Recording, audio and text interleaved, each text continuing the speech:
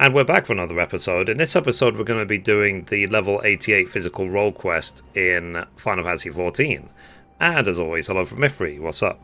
So we are here in the Doman Enclave 6.6, and we need to talk to Yugiri. The quest is called The Devoted Daughter. Yugiri appears armed and ready to leave the Enclave, which can only mean one thing.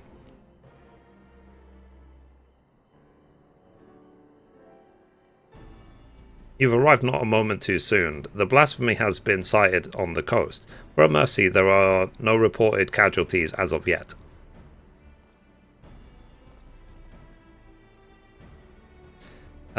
Just a woman I was hoping to see. No sooner had we cast wide our net, a Confederate messenger was at our door.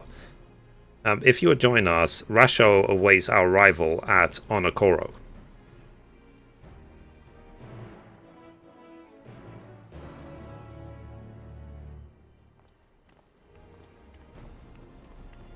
Cool. Alright, let's go to Onokoro. Okay, we made it to Onokoro. Let's talk to Rasho.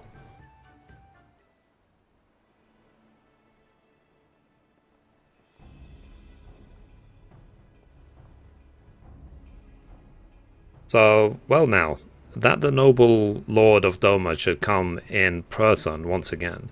Mayhap these blasphemies truly are a threat.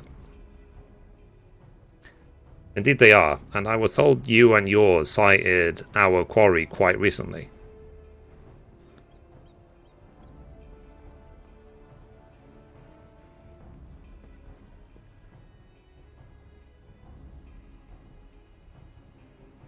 Aye, that we did, near the islands of Shoal Rock.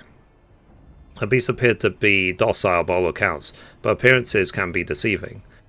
If it is as you say, then this blasphemy has eyes only to former conscripts. Then we have naught to fear. I trust those we accepted into our care are still in yours at Keikan, enjoying the finest Doman hospitality.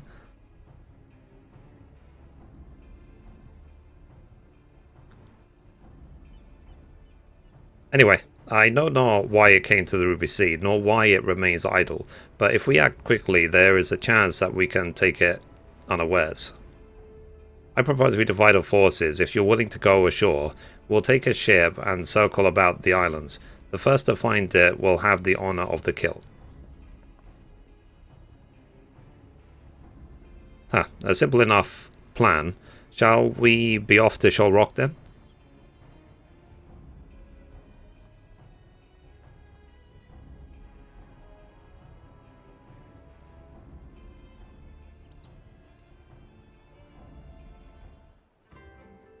Alright, let's catch up with them at Shoal Rock. Okay, we caught up with them. So this is where the blasphemy was last sighted. If the fates are kind, this will all be over soon. Interesting, interesting.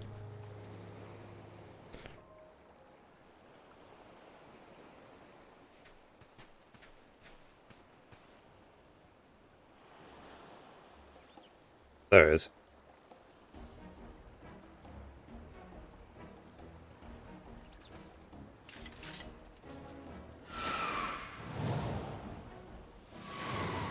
And off it goes. Damn it. Such speed, I doubt even my falcons could keep pace with it.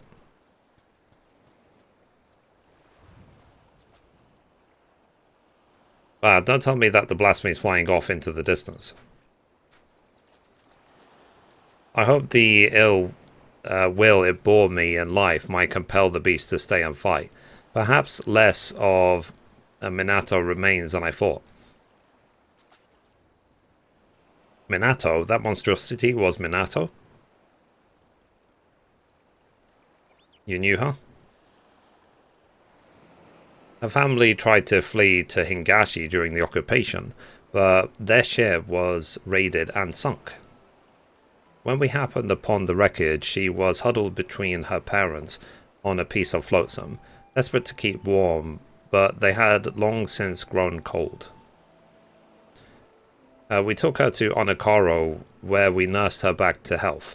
Couldn't imagine what horrors she must have witnessed. The mere sight of our weapons was enough to make her start screaming. She was clearly unfit for our trade, so we sought a village that we might take her in. Idsari was that village. Several months later, I chanced to meet her on this very beach. She was in the company of a young Ori fisherman, and I knew at once that she had found more than a home there.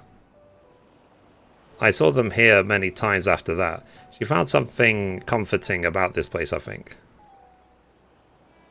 According to reports from Ratherhan, the memories and desires of those who turn can influence their behavior as blasphemies. And perhaps Minato's memories are what compelled the beast to come here. That would also explain his timid nature. Minato was never one for violence, and the sight of you, blade drawn, no doubt stirred what little of the woman remains in the monster.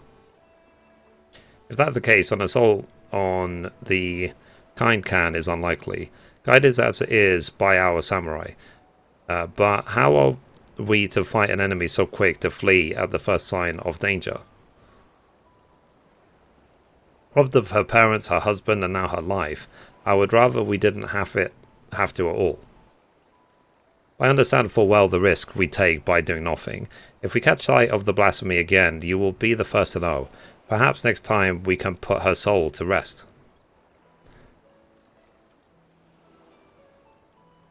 Cool.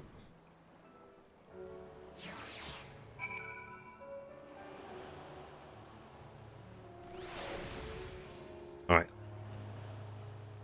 So there is all to do now, but bide our time. Come, let's return to the Enclave.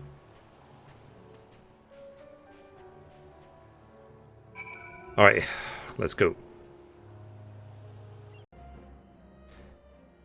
Okay, we're back. Let's talk to Ian.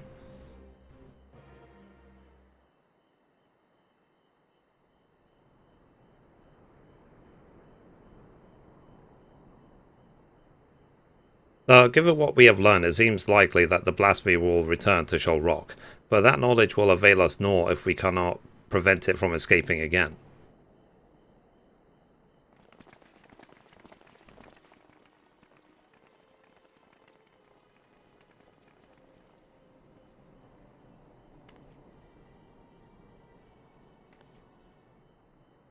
Lord Ian, on behalf of the people of Isari, we come with a request.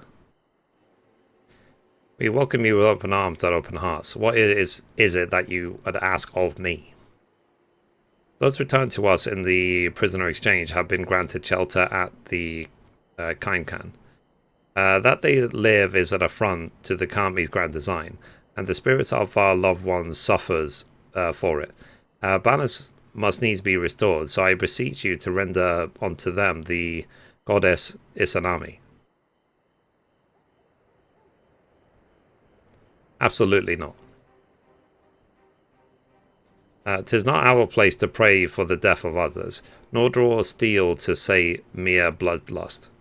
When I take a life, be it by command or my own hand, I do so not in the service to vengeance, but to uphold my duty to Doma and her people. How did your mercy for Yotsu serve your duty? How were your people made better by the sight of her walking free?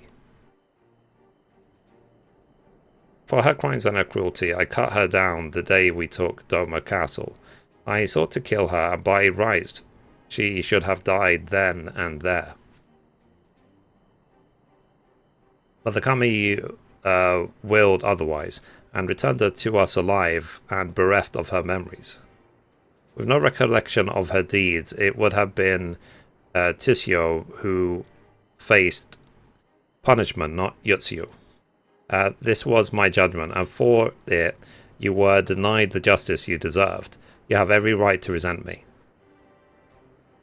But you come before me and ask that I sacrifice men and women whose only crime was to suffer, to be condemned to a life of servitude. If you truly believe your cause to be sacrosanct, believe yourselves fit to bear the burden and swing the sword. Then step forward. Which is basically like, if you want to be the leader, challenge me. Sophistry and lies, they were meant to die, the spirits demand it. Are these the words of the dead, or the living who yet mourn?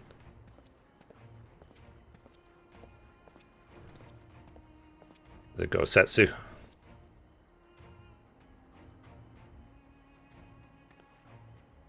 Haven't seen him for a while. So, word of the Asari priestess and her gifts have spread far and wide, and I thought to see the truth of it myself. By coincidence, I crossed paths with a traveller hailing from the selfsame village, who had a mind to return as well, but, alas, could not. And so he bid me deliver a missive in his stead.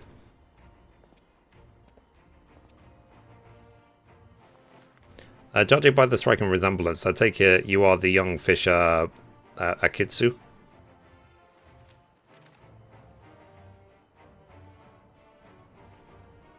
This is a letter from my father. He was severely wounded in battle, but expects to make a full recovery. He's alive, but that would mean...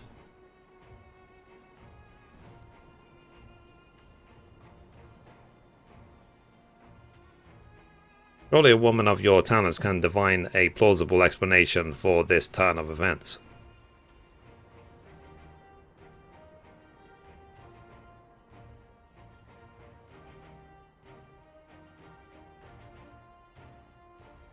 You shall pay for this contumely. Contumely? My daughter will make certain of that. I don't know what that word means.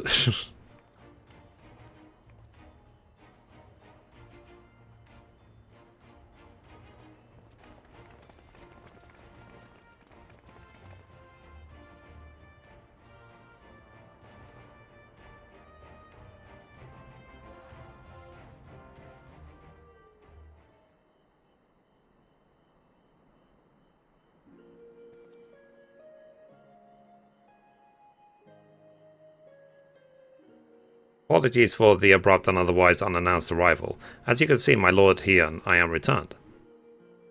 Full glad am I for it. Thanks to your timely arrival, we have given the lie to Kisei's claims of preternatural powers. I gather you are appraised of recent events? Aye. It did not take long to learn the state of affairs here in Doma, and that my assistance may be required. I had heard tales of Kusei channeling the dead, including the father of one young fisherman. Imagine my surprise when I saw this spirit in the flesh. He was also on pilgrimage paying respects to the departed, and we chanced to meet at a Liberation Front infirmary.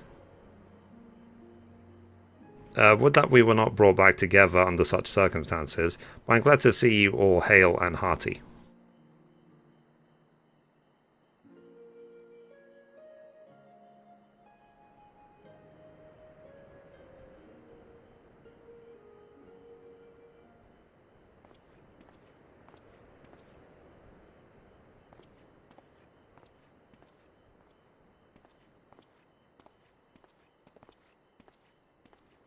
Let's see what the kid wants. Tombo, is something the matter? I wish to apologize, Lord Heian. It was wrong of me to say things I said. Understand nothing can bring back my father, but I was so angry. Please, Tombo, you don't need to apologize. It's just my brother was always so brave, but father's death was more than he could bear, and it turned him into that monster. If he wasn't brave enough, what chance do I have? We wanted to perform the rites for father, but the body was never returned to us, so... not that I blame you for that, Lord Heian. I understand nothing could be done. Bye. Then that Akitsu's father survived is nothing short of a miracle, but I fear he is indeed the rare exception. I have offered prayers at more graves than I can count. It would be cruel to give others a false hope that their loved ones might return. And yet Kisei continues to do just that, offering comfort with her lies. A tempting but ephemeral balm for wounds that would have yet to heal. Much like the anger some harbor for you, or resentment for the families restored while their remains broken. I don't know if even a word of that was a complete English sentence. But for those like poor boy whose heart lack for hatred, who know only sadness and despair, they too may turn. Exposing the truth of Kisei's deception hasn't helped matters. If we are to prevent more suffering, we must pursue a lasting solution. I would be most grateful for your counsel, Gosetsu. There is much I could learn from your pilgrimage. If there is aught you require, but say the word and it shall be done. It is the least I can do for the part I played in Yotsu's tragedy. I failed her in the end, but I will not fail you, my lord. Thank you again for your aid, Mithrie. The day's events have given me much to consider. When our next step is decided, you'll be first to know. Cool.